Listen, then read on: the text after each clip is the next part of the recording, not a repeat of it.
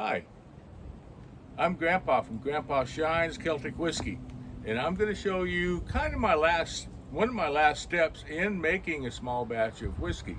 I'm doing this kind of out of sequence because it is smoky around here, the wind's blowing, it's a red flag day, and so I've kind of quit making whiskey during the summer because it's just it's dangerous, it's not fun. But I do have some that I have let age in a small oak barrel for about 3 to 4 months, right in there. And I took it out about 2 weeks ago, took it out of the barrel and did a taste test, of course. And came out real oaky. Not a whole lot of other flavor. All I got was oak and pepper. And so, okay, we need to soften that up a little, smooth it out, maybe add a little bit different flavor to it. So, put it in a gallon jar and did my trick with the charred wood. I've got, probably can't see it, but there's 3 pieces of maple in here and one piece of cherry that I had charred and put in here, and just let it soak. Had it out in the garage so it cooled down at night, heat up during the day, give you that good temperature change, a good exchange in the wood, and that will filter some of the flavor, add some flavor, and so that's where we're at with this. So first thing we want to do is get it out of this jar and get it cleaned up, because the charred wood leaves bits of charcoal through it, bits of wood, you name it. It's dirty. So the first thing we're going to do is kind of run it through my little water filter here, and does good. Takes all the little chunks out, filters it out. It's got a charcoal filter in here, so any biologics that you really don't want in there, takes that out. It's a good way to go. And we're going to stop right there for a second. So as you can see here, got the first little bit in the filter, letting it filter through. Takes a little bit of time, so we just got to wait on it, and we'll just got to wait. I'll get back to you when it's all filtered and we can move on. Well, because this won't hold the whole gallon, I filter it about what it'll hold, which is about a quart. I'll filter that, probably put it into one of these old whiskey jars that I have here. Works great for storage. And once I get filtered, well, then I'll get back to you. Okay, so we've got it filtered. You see that? It's a little dark, but that's what we want, because now we need to proof it down to something drinkable. I get my spirits, and they come out usually somewhere between 50 and 60% alcohol. So we need to proof it down to something a little more drinkable, down to 40 to 45% alcohol, or 80 to 90 proof is the target I like to hit. So that means we have to water it down. So by having it a little dark to start with, it'll come out a nice color once we're done proofing it down. Which we need to do now? Well, we need to find out what our actual proof is, or alcohol content of this batch of spirits. Like I say, it usually comes out between 50 and 60%. We're going to find out right now what it comes out to.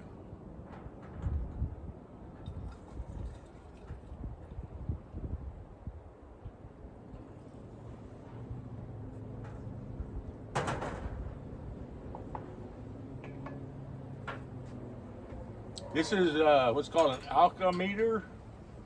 It's got scales on it, both proof and percentage.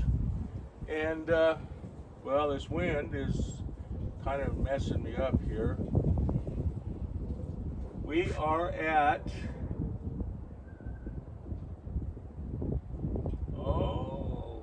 about 58, 59% alcohol.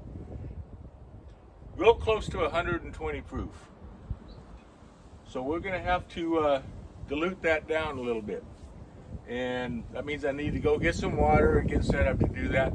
So I'll be back here in a minute. One thing I forgot to show you was, I don't know if you can see it or not, the wood that I had in there. This is all maple that I put in there. The reason I use maple is maple is a little sweet, and it adds a little sweetness to it. Adds a, for lack of a better word, a little maple, a little not maple, but vanilla. Increases the vanilla a little bit, sweetens it a little bit, takes out some of the pepper, I think. I don't know if it takes it out, but it just kind of masks it a little bit. But yeah, that's why I like to put a little maple in there. I had some cherry in there. I took it out because it doesn't take much cherry to make it bitter again. So I put some cherry in for about a week, week and a half, and took it out and left the maple. And once we get it proofed down a little bit, we'll give it a taste and see what we come up with. And like I say, let me go get some water to get it proofed down, and we'll see what we got. Okay, we're back. We've got some water, got some storage bottles. So let's proof it down, see what we do. Now I'm sure there's a formula for doing this. You can take your starting percentage and where you want to end up, plug it into this formula, and then it would tell you how much water to add. I don't do that. I do trial and error. I'm pretty low tech around here. This alcometer is probably my highest tech thing I've got, other than a instant read thermometer when I'm doing my mash, so I can check on temperatures there. So we're going to do a little bit. Basically, I don't have enough stuff to do it all at once, so we're going to do one bottle at a time.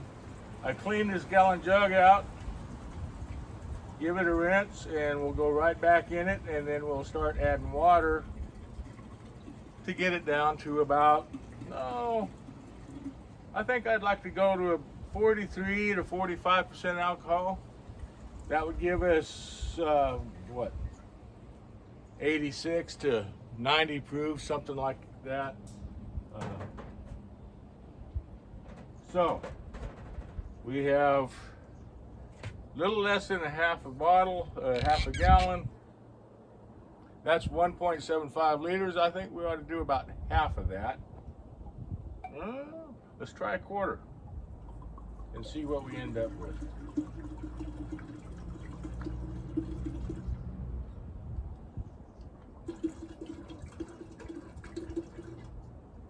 Well, that's probably a little more than a quarter, but call it a third. Now, the old timers, they used to be able to take it and give it a shake, and by watching the bubbles, they could tell you what the proof was. The higher the proof, the more and finer the bubbles are, and the longer it would take to dissipate. The lower the proof, the bigger the bubbles, and they go away pretty darn quick. I'm not that good. I got to test it. So that's what we're going to do now. Get the alcometer back out again.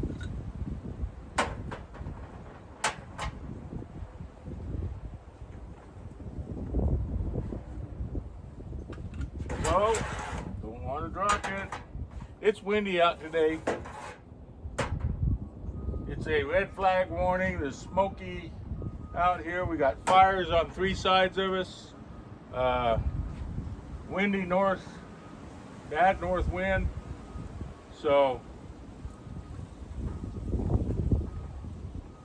that's why I really don't care to get into doing much of this in the summertime. It's just don't want to start a fire. And let's see where we're at here. Get the wind off of it.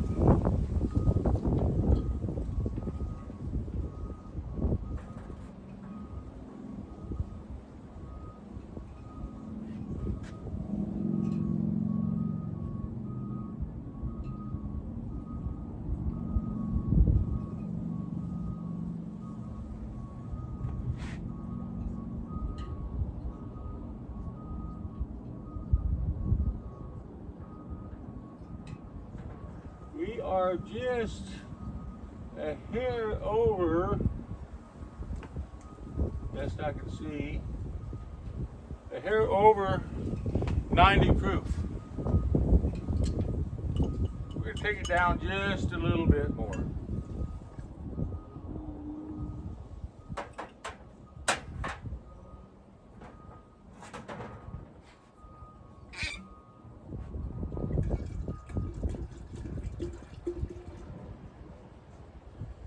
So we're at just a little under a half. Give it another shake.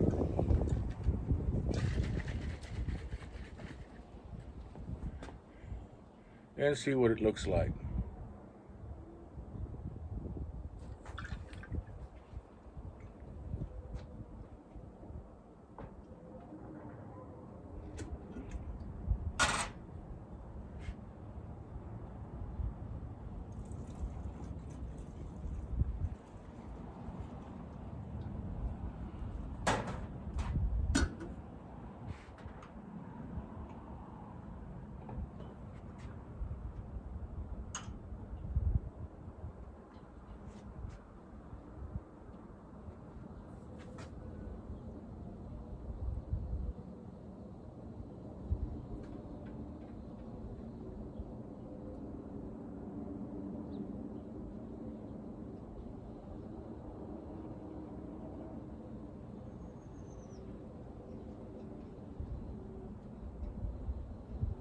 So we're at about 43% alcohol, or about 86 proof, which is right there where we want to be.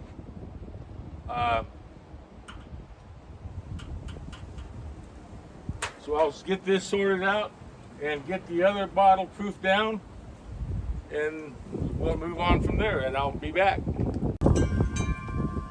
All right, just a little side thing here.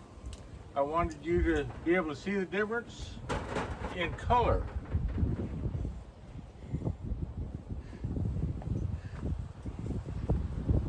(120 proof) or 119 proof and 86 proof, just from putting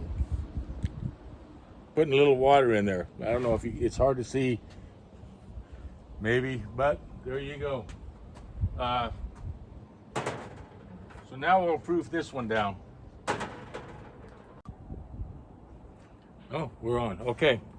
So, got them both proofed down. The second one came out just a hair more. It came out at 44% alcohol or 88 proof. Close enough. Like I say, I try to shoot for between 85 and 90 proof right in there. So I ended up with 2 full bottles and 2 pints. So from this point, what I do is I will take take these, at least one of them anyhow, and fill a bunch of pint jars, and we'll set them in the window. As it is right now, it's not bad. It just needs a little. It's got a good nose to it. Got that oaky and peat. So it's got a decent bouquet to it.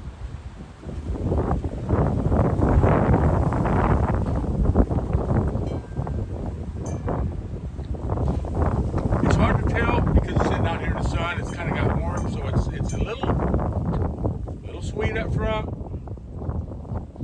A little bit of pepper towards the back. I'm not getting that cherry. Maybe I should have left the cherry in there longer. There again, this is all by experiment and by feel, by guess and by gosh.